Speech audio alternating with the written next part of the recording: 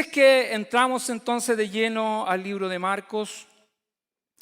Quiero hacer un pequeño resumen de lo que compartimos el domingo pasado para luego entrar de lleno a los versos de esta tarde. Fueron tres cosas las que compartimos de la predicación anterior, que tomamos del capítulo 4, del verso 21 al 34, compartimos el domingo pasado y vimos, una de ellas era que Jesús es la luz del mundo.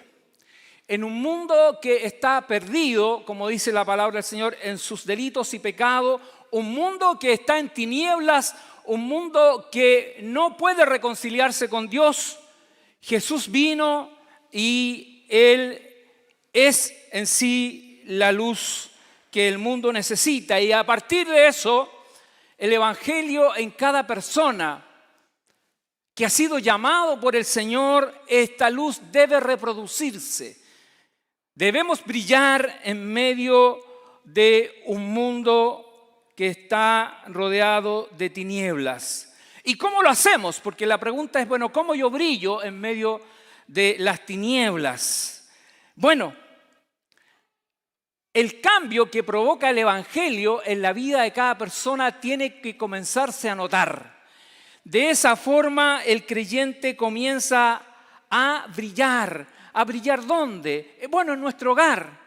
Es el lugar donde parte nuestra iglesia. Desde ahí comenzamos a brillar en nuestra familia, en nuestro entorno, en nuestro trabajo, con nuestra conducta, con nuestras acciones, con nuestro vocabulario, mostrando lo que el Señor ha hecho en nuestras vidas, congregándonos, teniendo claro el sentido que tiene congregarse como pueblo de Dios.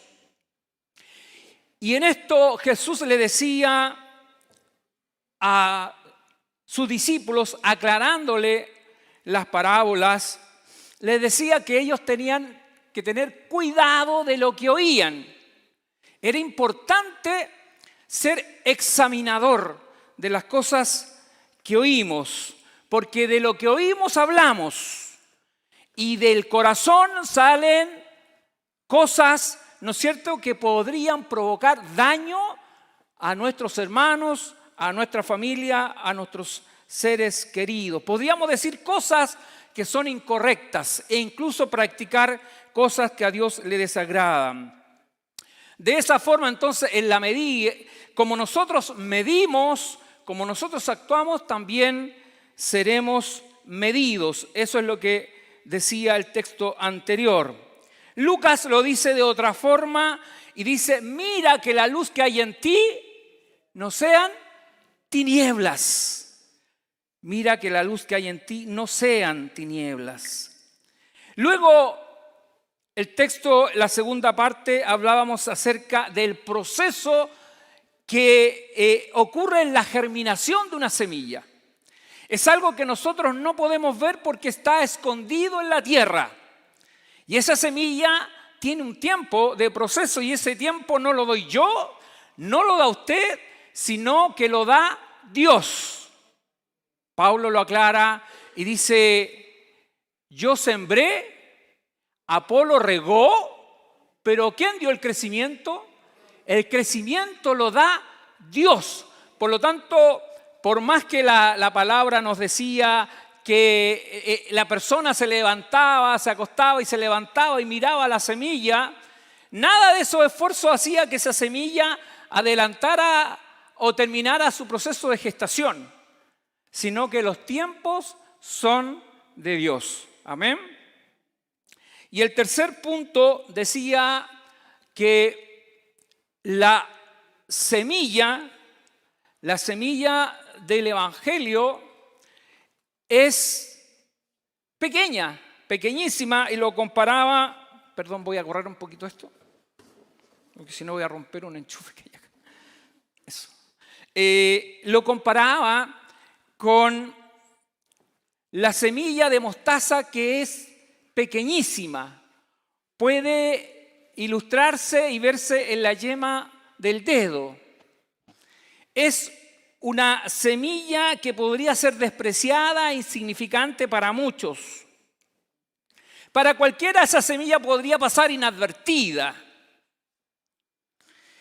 Pero esa semilla, esa pequeña semilla, terminado su proceso de gestación, dice la ilustración que crece de tal forma, de tal manera que alcanza una altura de 4 metros aproximadamente y es la más grande de las hortalizas. Así es el Evangelio en la vida de las personas. Alguien podría pensar que la semilla del Evangelio sembrada en una persona no podría nunca generar los cambios que uno quizás quisiera ver en alguien. Pero justamente ese es el poder del Evangelio. El poder del Evangelio es capaz de transformar y cambiar una vida. Por lo tanto, así como comenzó con muy poco la predicación del Evangelio, leíamos en el libro de Marcos, en el primero o segundo capítulo, que Jesús comenzó solo, predicando las buenas nuevas de salvación y vida eterna. Al poco andar, Él comenzó a llamar y se comenzaron a sumar personas, discípulos que escucharon la voz del Maestro.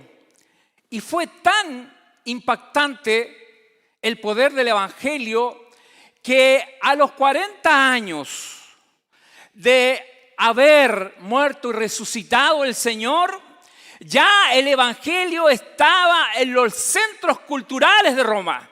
El Evangelio se había propagado y crecía como la semilla de mostaza.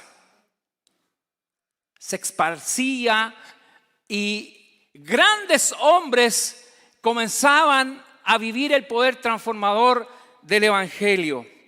Y es así como Marco nos está relatando entonces y aclarando lo que significan las parábolas. Se toma este tiempo porque no es mucho lo que él dedica a exponer acerca de las parábolas, pero para él era relevante porque entender la parábola del sembrador permitiría entender todas las demás parábolas y entender lo que significa el poder del Evangelio. ¿Amén? Bien. Y ahora nos encontramos en una situación distinta. Una experiencia totalmente diferente a las que hasta ahora hemos compartido en el libro de Marcos.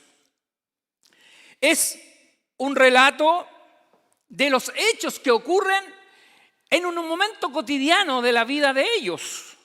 Jesús, quien había tenido una larga jornada.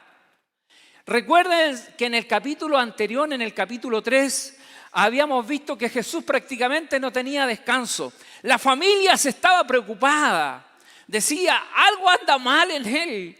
Vamos a rescatarlo, saquémoslo de ahí. Porque él necesita descanso. Y cuando preguntan, cuando su familia lo va a rescatar y dice, Jesús, te busca tu madre y tus hermanos. ¿Qué dice Jesús?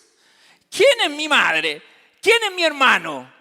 Todo aquel que hace la voluntad de mi Padre que está en los cielos. Esa fue la respuesta de Jesús frente a una situación mirada desde la mirada humana.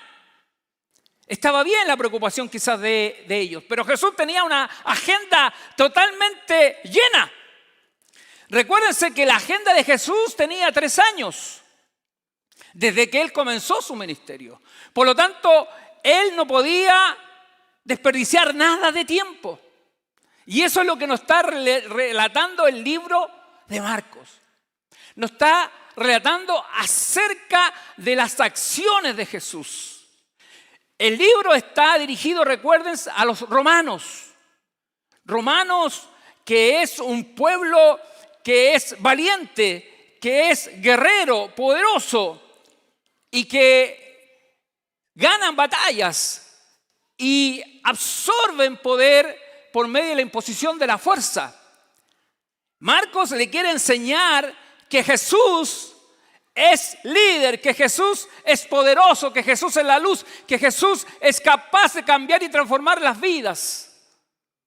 Así como el gobierno o el imperio romano se había impuesto en la historia que todos conocemos o hemos escuchado, así Marcos también quería mostrar a Jesús como el gran libertador de la cautividad del ser humano. Así es que Jesús estaba cansado. Había sido una larga jornada. Él había comenzado, recuerden que estaba en un hogar y en el lugar donde ella estaba en Capernaum y se había llenado y la gente lo acosaba, quería escuchar y querían también ser sanados. Había muchos enfermos y Jesús, que es misericordioso, Él sanaba a los enfermos. Pero también en su condición de hombre Él estaba agotado. Y estaba terminando ese día y Jesús le dice, vayámonos de acá. Tenían que salir de ahí y la orden era salir de Capernaum y ir hacia un lugar que se llamaba el país de los Gadarenos. Ese era el destino donde ellos iban. El mar, algunos datos que es importante considerar. Capernaum, que está al lado occidental de Galilea o del sector, ellos debían ir al este, cruzarse al otro lado del mar de Galilea, que esto está situado en el valle del Jordán. Es decir, no es un mar propiamente tal, sino que es como un gran lago que tenía unos 20 kilómetros de longitud y unos 12 kilómetros de ancho. Muy amplio. Y está más o menos a 210 metros bajo el nivel del mar Mediterráneo. Su lecho, dice el historiador, que hay una depresión ahí rodeada de colinas, especialmente habían lugares escarpados y acantilados. Por lo tanto, ahí se generaban ciertos fenómenos climáticos que los marinos o quienes navegaban y quienes ejercían la pesca conocían perfectamente cómo funcionaba. Pero aquí va a ocurrir algo que los sorprende poderosamente a los que lo acompañaban. Y leímos entonces en el verso 1,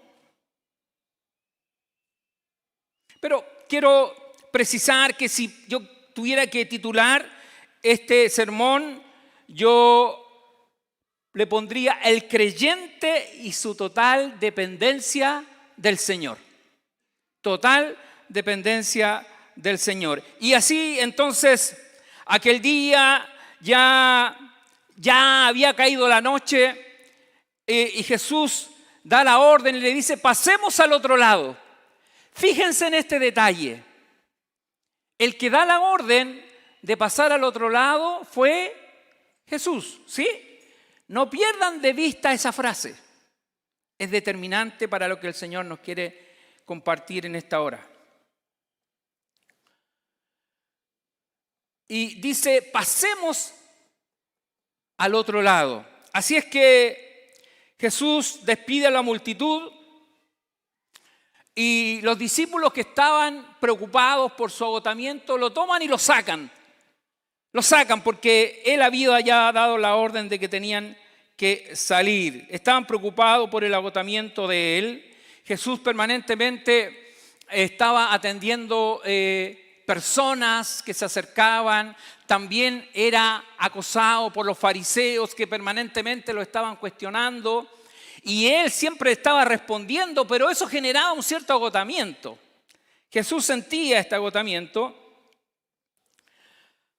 Y tienen que salir de ahí. Vamos al otro lado, dice Jesús. Y la situación parecía que estaba todo normal. Recuerden que Jesús, dentro de los que había llamado, habían 4 expertos en lo que era navegación. Eran pescadores. ¿Sí? ¿Alguien podría recordarme quiénes eran? Uno era Simón Pedro, ¿no es cierto?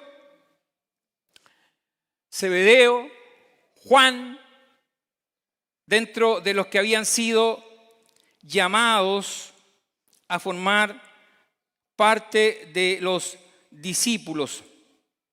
Así es que ellos ejercen la orden que les da Jesús y por lo tanto comienza este viaje. Parecía que todo estaba bien. Recuerden que eran los 4 marinos que eran parte de los discípulos, ellos eran expertos. Por tanto, si ellos hubieran notado que algo iba a ocurrir en ese lapso de tiempo, porque ellos tenían la dimensión del tiempo de los kilómetros, cuánto iban a demorar, cuánto se trasladaban al otro lado, si en ese lapso de tiempo ocurriría o no ocurriría algún tipo de tormenta. Ellos tenían claro los tiempos. Así es que la instrucción de Jesús les parecía que era razonable. Tomar entonces el bote y salir hasta el otro lado. Pero ¿qué ocurre? ¿Qué ocurre? Dice que están en medio del viaje y se levanta una gran tormenta de viento. Dice que era tan fuerte que las olas más o menos tomaban 2 metros de altura. 2 metros de altura. Sacudía la barca. Sin embargo, ellos nada podían hacer. Jesús estaba dormido, profundo, cansado. Pero Jesús sabía que cualquier cosa que ocurriera no lo iba a sacar del plan que Dios había establecido. Y si él estaba sujeto al plan de Dios, estaba tranquilo. Eso es lo sorprendente de este texto, que en medio de la tormenta, en medio de una situación angustiosa, Jesús dormía. Parece que era indiferente a la tormenta. Eso es lo rescatable del texto que estamos compartiendo. Él había escuchado y su agenda era dirigida por su padre. Tenían que ir del otro lado, ¿no es cierto? Así que ni las olas ni el viento lo sacaban de su descanso. Reitero que habían 4 hombres expertos dentro de los discípulos, que era Pedro, Andrés, Jacobo y Juan. Y los demás discípulos que no eran expertos, me imagino yo, como todo proceso natural, recurrían a ellos. ¿Qué hacemos? Ustedes son expertos. ¿No se dieron cuenta que esto iba a ocurrir? ¿Por qué tomamos la decisión de venir? Ahora estamos a punto de perecer. ¿Qué hacemos? Era la pregunta. Vamos a morir.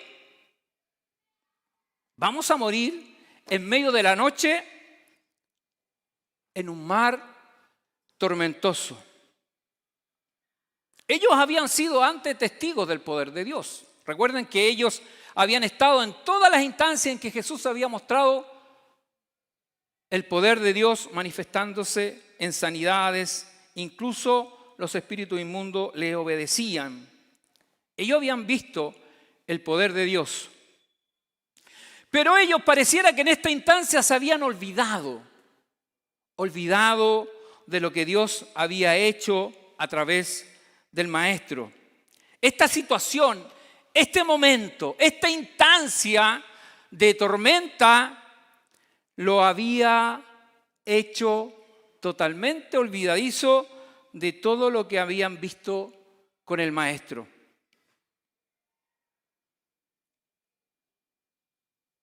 Al parecer,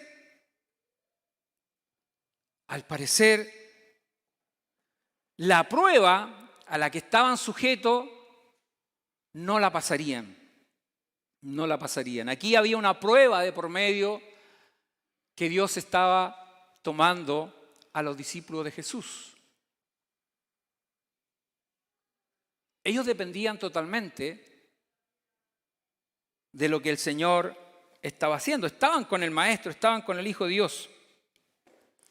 Fíjense que frente a esta situación, en el verso 38, hay una reacción de ellos. Una reacción que nosotros en realidad no podríamos criticar, porque en situaciones semejantes, parecidas, en episodios de nuestra vida, nuestra reacción podría haber sido similar o peor. ¿Sí? Miremos lo que ellos dijeron. Jesús estaba en la popa durmiendo, estaba como en el cabezal. Parece que ahí había algo que le permitía apoyar la cabeza y descansar. En la popa dice que estaba. Fíjese la pregunta. Ellos fueron y le despertaron. Lo despertaron, le quitaron el sueño y le dijeron, ¡Maestro! Fíjese la pregunta. Tiene como un poco de ironía. Dice, ¿no tienes cuidado que perecemos? Póngase en la situación. Las olas eran un oleaje de 2 metros. Era una situación complicada. Sacudía la barca. Nada que ellos hicieran podía revertir esa situación relevante. Su capacidad humana no podían con una situación que la naturaleza le estaba presentando. No había autoridad humana que pudiera revertir eso. Estaban frente a la naturaleza. ¿Qué hacemos? Era la pregunta. Y despiertan a Jesús. La pregunta era entonces, ¿no tienes cuidado que perecemos?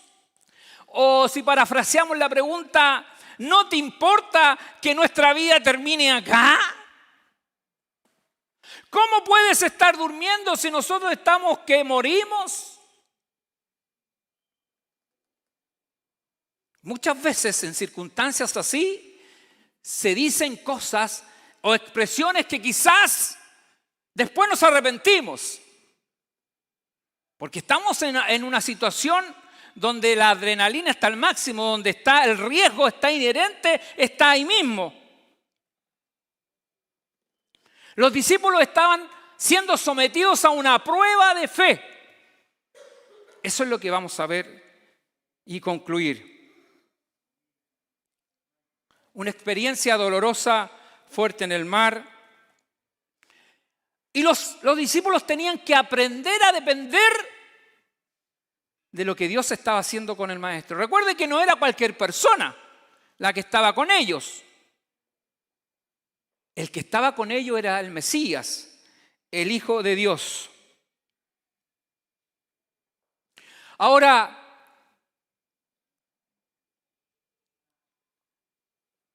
la situación estaba ocurriendo, no se puede desconocer.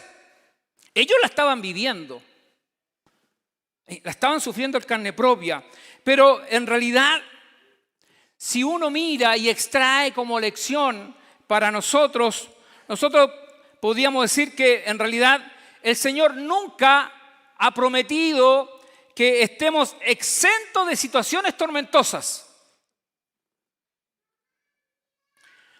Experiencias duras y tormentosas de la vida. Él no promete que nunca las pasaremos. O el Señor no promete solamente o tiempos de bonanzas, donde todo siempre va a estar bien, todas las cosas van a marchar viento en popa.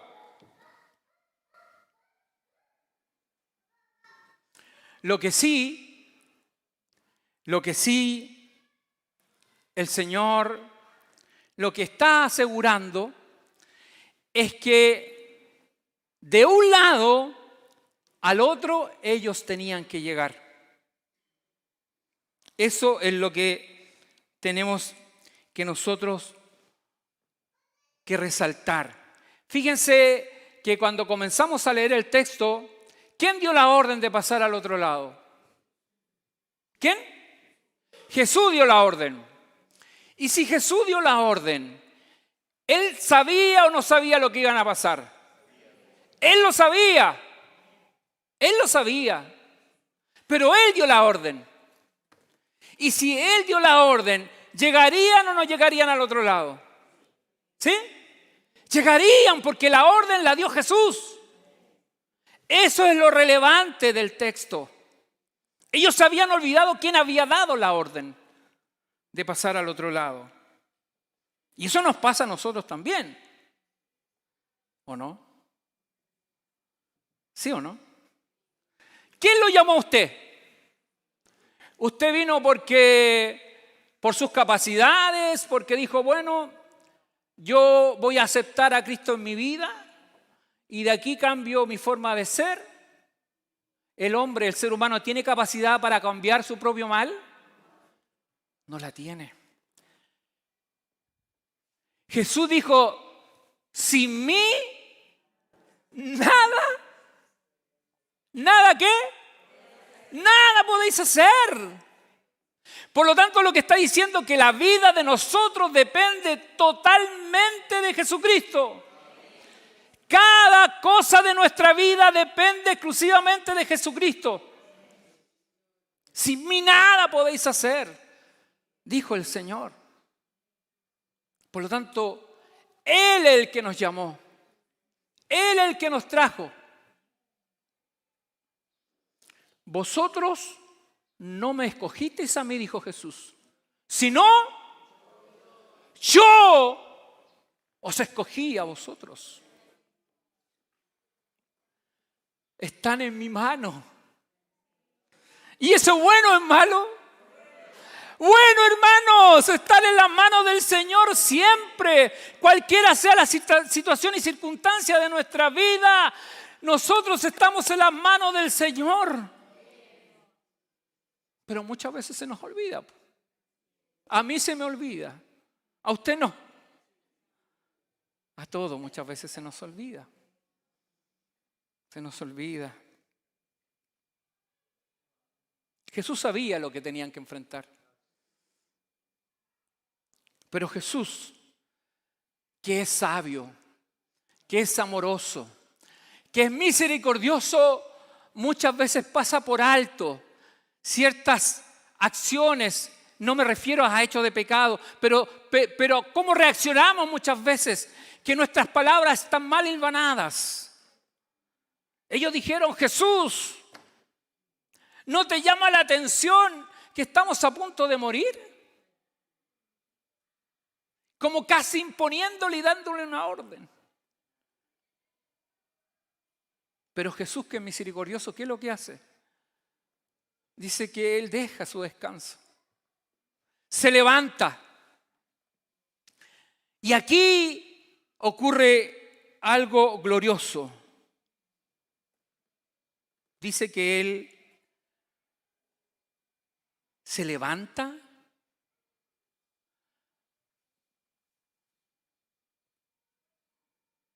y dice que reprendió al viento. Él reprendió al viento y le dijo al mar, ¡calla! ¡Calla! ¡Enmudece! ¿Qué pasó? ¿Siguió todo igual? Dice la palabra del Señor, y cesó el viento y se hizo grande bonanza. Una situación que a ellos los tenía en la desesperación máxima. Solo a la voz de Jesús, la situación se hace distinta. En segundos, el Señor cambió los hechos. Pero aquí en el verso 40 Jesús le hace una pregunta. Vaya al verso 14 de su Biblia. Es importante que sigamos la lectura. Jesús les pregunta. Parece rara la pregunta, pero Él la hace. Dice, ¿por qué estáis así amedrentados? Jesús no es indiferente a la situación que están viviendo. La tormenta es real. No es algo que a ellos les parecía. Estaban viviendo una tormenta real. Lo estaban experimentando. Pero mire la pregunta de Jesús. ¿Por qué estáis así amedrentados?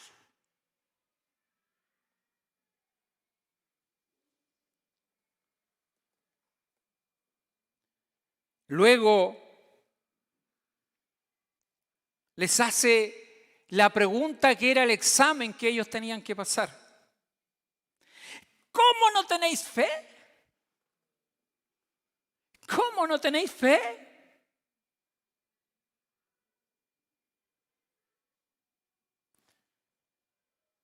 Porque el que estaba con ellos no era cualquier persona. No era cualquier persona. No era un elegido por el gobierno de César. No era un representante del Estado de Israel que tenía cierta autoridad y poderío sobre las personas. No.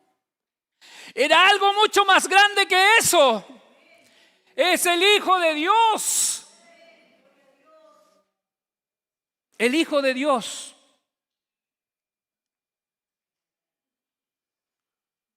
¿A quién? Incluso los fenómenos naturales obedecen a la voz del Maestro. Qué glorioso lo que están viviendo y ocurriendo. Pero Jesús les pregunta, como si la pregunta fuera casi obvia, ¿no? Uno diría, pero ¿cómo la pregunta? Si es tan obvio, pero si no están mirando lo que está pasando. Pero el Maestro en realidad no estaba pendiente de eso, porque él sabía que iban a llegar al otro lado. El tema era que ellos no tenían fe. Su fe era muy incipiente. El que estaba con ellos era el Maestro, era el Hijo de Dios.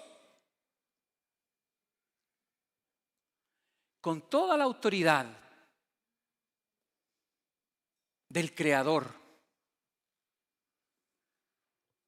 Porque Él, junto con su Padre Celestial, dice que crearon todas las cosas. ¿Sí? Los vientos, el mar, la tormenta, todo lo controla Dios. Todo está en las manos de Él. Por lo tanto, ante la autoridad de Jesús, que esto es lo glorioso y esto es lo sorprendente, porque hasta ahora ellos habían visto sanar enfermos, echar fuera demonios, y parecía, por lo tanto, un hombre, un maestro especial, con ciertas características, con ciertos dones que Dios había puesto en él.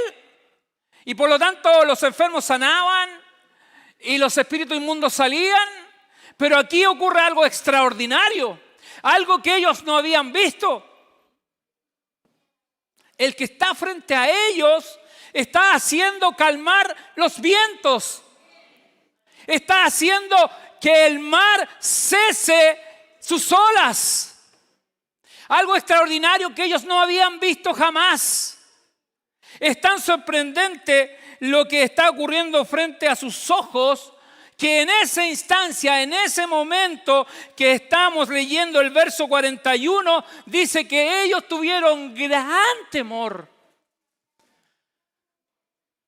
Es decir, el miedo que habían sentido producto de la tormenta, producto de los vientos, frente a lo que está ocurriendo ante sus ojos, lo único que pueden decir y expresar, el que está aquí con nosotros es Dios mismo. Dios es el que está aquí, por eso que en ellos hubo, dice la palabra, Dios dice que hubo un gran temor. Pero es un temor reverente, no es un temor de miedo, sino que reverente porque el que está ahí con ellos es Dios mismo. Está a su lado. Verso 41 dice, entonces temieron con gran temor y se decían el uno al otro, ¿quién es este?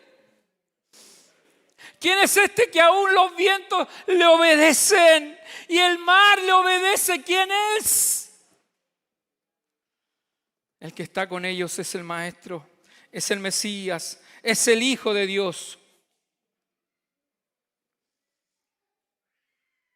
Es posible, y lo relevante de esta enseñanza, ellos estaban con Jesús. Ellos habían sido elegidos por el Señor y lo acompañaban. Yo le decía que a usted lo llamó el Señor, ¿no es cierto? ¿Sí? ¿Lo llamó el Señor? Lo llamó el Señor. Seguramente van a existir episodios de gran tormenta en su vida.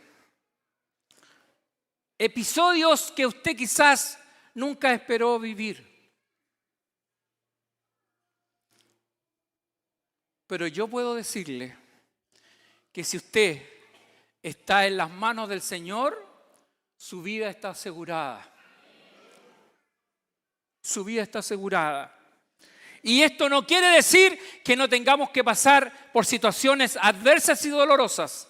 E incluso no quiero decir que tengamos que experimentar alguna vez alguna enfermedad, porque sí, las enfermedades se manifiestan en nosotros. Pero la gran diferencia es que está Cristo a su lado. Está el Señor a su lado, el que hace parar los vientos, el que le dice al mar enmudece y el mar enmudece. Ese es el que está a su lado. Usted no está solo. La vida nuestra es una vida integral. Toda nuestra vida le pertenece al Señor. Y eso tenemos que entender, que nuestra vida tiene que ser ofrendada a los pies de Cristo. Porque toda nuestra vida le pertenece al Señor. La pregunta de los apóstoles podría haber sido: ¿por qué nos pasan estas cosas? ¿Ah? ¿Por qué cuando estaban ahí en la tormenta? ¿Quién me mandó a embarcarme aquí? ¿O no? ¿Cierto? La pregunta es así. ¿Podría haberme quedado ahí en Capernaum, ahí en la casa descansando? No estaría pasando este momento. ¿Ve que hace muchas veces nuestra reflexión? Si no fuera creyente, no me estarían pasando estas cosas. ¿Ah? ¿Sí o no? Si no fuera creyente, a lo mejor lo estaría pasando súper bien, pero mira, ahora que estoy en el Evangelio me pasan todas desgracias. Quiero decirle que si usted ha aceptado a Cristo en su corazón porque ha escuchado la voz del Maestro, no tiene que temer. Es cierto que vamos a vivir aflicciones, Jesús lo dijo. Él lo dijo: en el mundo tendréis aflicción. Pero luego agrega algo que dice: pero no temáis, dice. No temáis, ¿por qué? Porque yo he vencido al mundo, dijo Jesús. Él tiene la autoridad sobre todas las cosas y nada lo que le ocurre a un hijo de Dios es casualidad. Nada. Nada de lo que le ocurra a un hijo de Dios es accidente. Porque Dios conoce todas las cosas. Él sabe todas las cosas. Y nuestra vida está escondida en las manos del Señor. ¿Por qué estáis amedrentados? Es la pregunta que le hace Jesús. ¿Por qué estáis amedrentados? Pero ¿cómo, Señor? ¿Cómo me haces esa pregunta? ¿No te parece terrible la tempestad en la que estamos?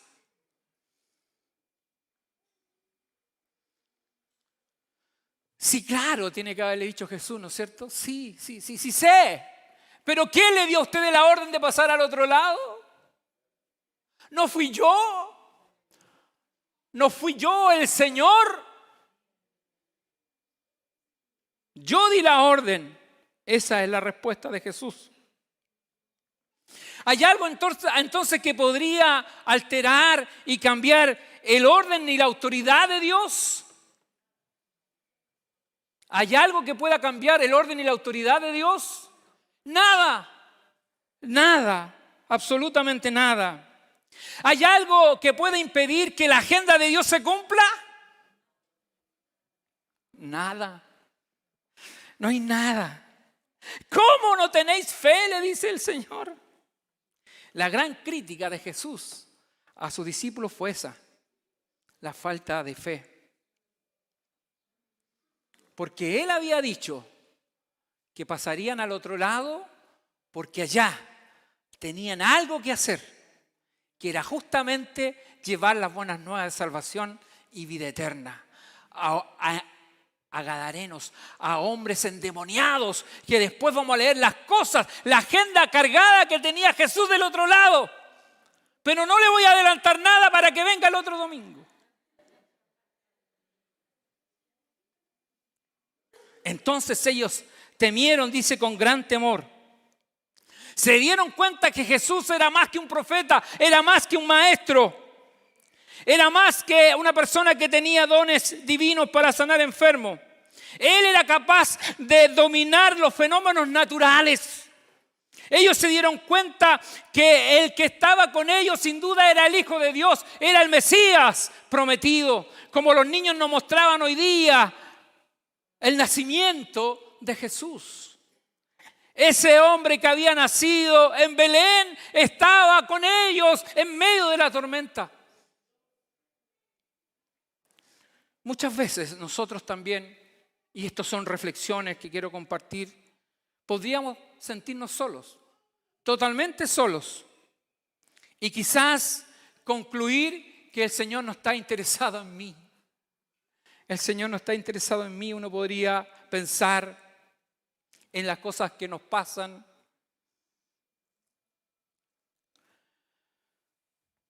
Sin embargo,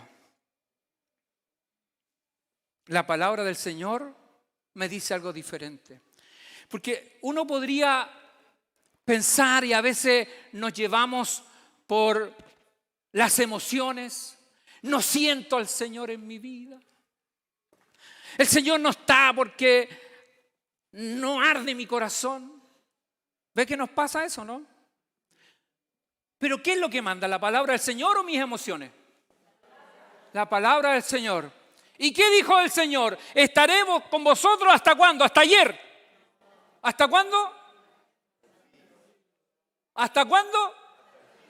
Hasta el fin de los siglos. Y esa es la promesa del Señor para nosotros. O sea que el Señor está 24/7 a nuestro lado. ¿Sí o no? ¿Amén? Sí, Él lo prometió que estaría y Él está. Por lo tanto, no tiene que ver con mis emociones, no tiene que ver con la situación quizás terrible y dolorosa que estoy pasando, que pareciera que el Señor no está a mi lado, pero el Señor sí está a tu lado. Él está a tu lado. Quiero que abra su Biblia y vaya al libro de Pedro, en 1 de Pedro 5:7. Porque hay situaciones en nuestra vida que nos provocan ansiedad.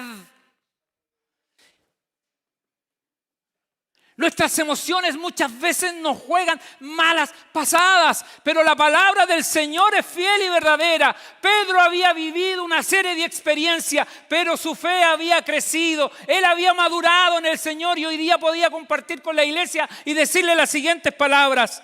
1 de Pedro, capítulo 5, verso 7.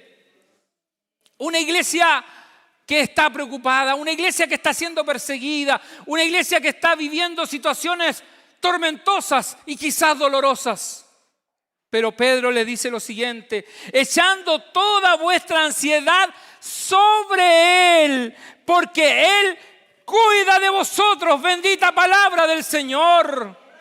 No estamos solos, el Señor cuida de nosotros, por lo tanto es importante echar toda nuestra ansiedad sobre Él. Pedro dice ¿toda o dice algunas? ¿Ah? Todas. Echad toda vuestra ansiedad sobre Él, porque Él cuida de vosotros. Así que si la palabra del Señor entonces está estableciendo esto, entonces ninguna cosa creada puede desviarnos del plan de salvación de Dios. ¿Sí? Amén. Amén. Nada puede destruir el plan de salvación que Él tiene para nosotros. Salvación y vida eterna. Nada ni nadie entonces nos puede apartar de Cristo si usted es verdaderamente hijo del Señor. ¿Hay alguna situación que a usted lo pueda apartar y no es por su capacidad? Porque el Señor no lo va a permitir, es simplemente por eso. Porque yo no soy capaz. Si dependiera de mí estar aferrado de Cristo, me desprendería cada rato. Además que tengo problemas en la mano, no tengo fuerza, así que sería peor. Pero quiero que vaya al libro de Romanos. Vaya al capítulo 8. Pablo, que entiende esto, que entiende que nuestra vida depende del Señor y no de nosotros, no depende de nuestras habilidades y capacidades, o cuánto intelecto o cuánta habilidad tengamos en ciertas materias. No, porque tal como la tormenta, el hombre no fue capaz de poder controlar eso. Jesús tiene el control de nuestra vida. Por eso que Pablo concluye con estas palabras en el Romanos capítulo 8, verso 37 al 39. Dice, antes, en todas estas cosas somos más que vencedores por medio de aquel que nos amó. Por lo cual dice, por esa razón, porque Él nos amó y estamos seguros porque su amor es eterno y no cambia y no varía como cambiamos nosotros, sino que el amor de Dios es eterno. Pablo continúa diciendo, por lo cual estoy seguro de que ni la muerte, ni la vida, ni ángeles, ni principados, ni potestades, ni lo presente, ni lo porvenir, ni lo alto, ni lo profundo, ni ninguna otra cosa creada nos podrá separar del amor de Cristo. Nada ni nadie nos podrá separar del amor de Cristo. Gloria al Señor que vive y reina para siempre. Nada ni nadie nos podrá separar del amor de Dios, porque no depende de ti ni de mí, sino que del amor de Dios que es eterno para tu vida. Simplemente por eso, porque Dios te amó con amor eterno, porque de tal manera amó Dios al mundo que ha dado a quién, a su Hijo unigénito, para que todo aquel que en Él cree no se pierda, mas tenga vida eterna. Bendita palabra del Señor para nuestra vida. No existe entonces tempestad tan grande que impida que el reino de Dios avance. Nada ni nadie podrá parar el reino de Dios. Como veíamos en la presentación de los niños, los planes asesinos de Herodes no pudieron impedir que el niño naciera. Aquel que llegaría por nombre admirable, consejero, Dios poderoso, príncipe de paz. Emmanuel, Dios con nosotros. Herodes, que tenía toda la autoridad, no pudo cambiar la agenda de Dios, porque Dios tiene la autoridad sobre todas las cosas. Bendita palabra del Señor. Ni los planes de los judíos, de los sacerdotes de la época, pudieron cambiar la agenda de Dios. Aunque ellos creían que con la muerte de Jesús se terminaba todo, la situación era totalmente distinta. Dios tenía el control sobre todas las cosas y la muerte de Jesús era parte del plan de salvación y vida eterna.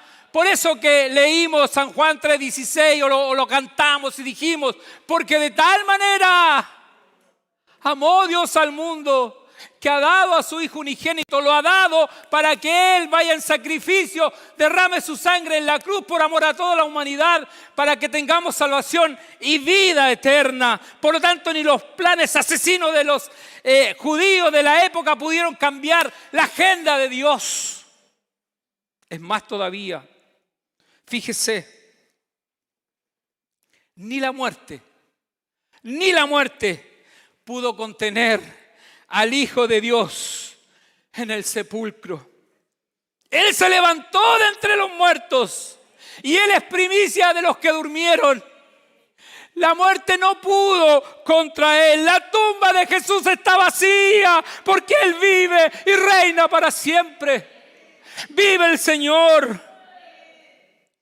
Hoy día vivimos tiempos donde la corrupción donde la realidad supera la ficción. Totalmente. Vivimos tiempos en que los congresos del mundo están legalizando la maldad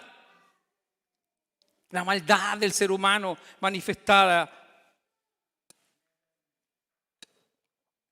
Vivimos tiempos en que la autoridad, quienes aquellos que tienen el poder, abusan con los más débiles.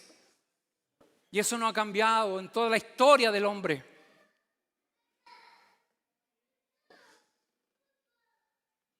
Vivimos tiempos donde el poder de nuestros tiempos, el poder de las personas que hoy día están en eminencia, quieren callar el poder del Evangelio.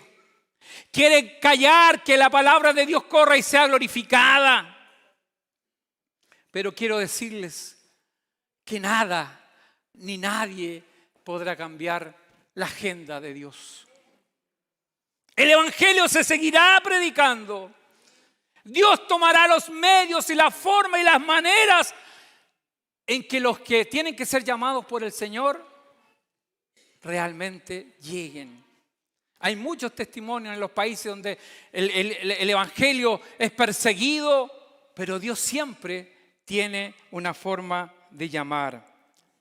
Así como el Imperio Romano no pudo impedir que el Evangelio de Jesucristo se expandiera, con todo su poderío, no pudieron parar las buenas nuevas de salvación y vida eterna. Hoy día ningún gobierno globalizado podrá parar el poder del Evangelio. La palabra de Dios seguirá predicándose como Dios así lo determine, pero el Evangelio seguirá corriendo. Y llegará el día, llegará la hora en que la palabra de Dios será predicada en todas partes y llegará el momento y la hora en que sonará la final trompeta. Y los hijos de Dios estaremos esperando. ¡Heme aquí, Señor! Señor, ven pronto. Ven, Señor. Pero que sea en tu tiempo y en tu hora. Mientras tanto, si hoy día no has aceptado, quizás tengamos personas que no han conocido a Cristo, esta tarde sea la oportunidad para conocerlo. ¿Quiere pedirle que se ponga de pie?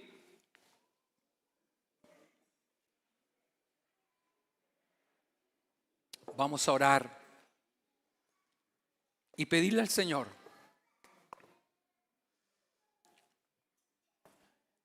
que siga tratando con nosotros.